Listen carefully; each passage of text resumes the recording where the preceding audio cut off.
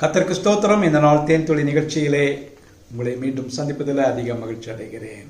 இந்த நாளில் நம்முடைய சூழ்நிலைகள் எப்படி இருந்தாலும், நம்மை பல காரியங்கள் நெருக்கி கொண்டு இருந்தாலும் கூட, இந்த காலவேளையிலே கர்த்தர் நம்மை பார்த்து சொல்லுகிறது என்னவென்று சொன்னால், நீ பயப்படாதே, நீ அமைதலாயிரு, நான் உன்னோடு கூட இருக்கிறேன், பி காம் என்று சொல்லுகிறார்.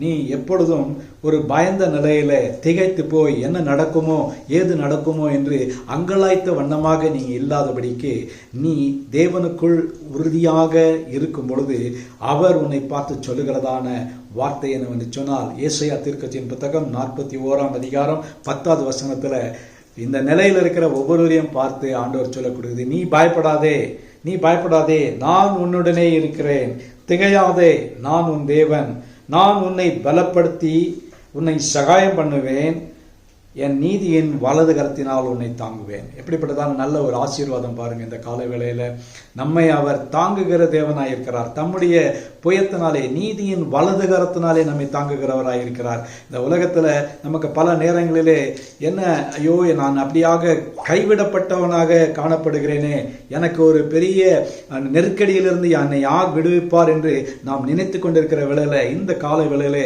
உங்களையும் என்னையும் பார்த்து ஆண்டவர் சொல்கிறது, நீ பயப்படாத, நீ கலங்காத, திகையாத, நான் உன்னோடு கூட இருக்கிறேன், நான் உன்னை பலப்படுத்துவேன், என் நீதியின் வலது கரத்தினால் உன்னை தாங்குவேன், உனக்கு நான் சகாயம் பண்ணுவேன் என்று சொல்கிறார். ஆகவே இப்படிப்பட்ட ஒரு நல்ல தெய்வம் நமக்கு இருக்கிறதுனால, இந்த நாளிலே நாம் கடந்து செல்லுகிற வேளையில நம்முடைய மனதில் இருக்கிறதான எல்லா விதமான பயத்தையும் நாம் நீக்கினவர்களாக இந்த நாளிலே நடந்து செல்வோம், வெற்றி பெறுவோம்.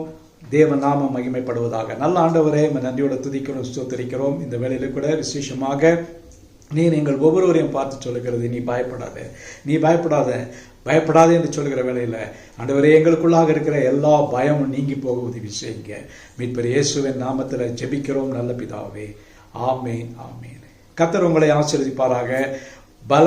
பயத்தை எடுத்து போட்டு பலப்படுத்துகிற தேவன் நம்மோடு கூட இருக்கிறார்.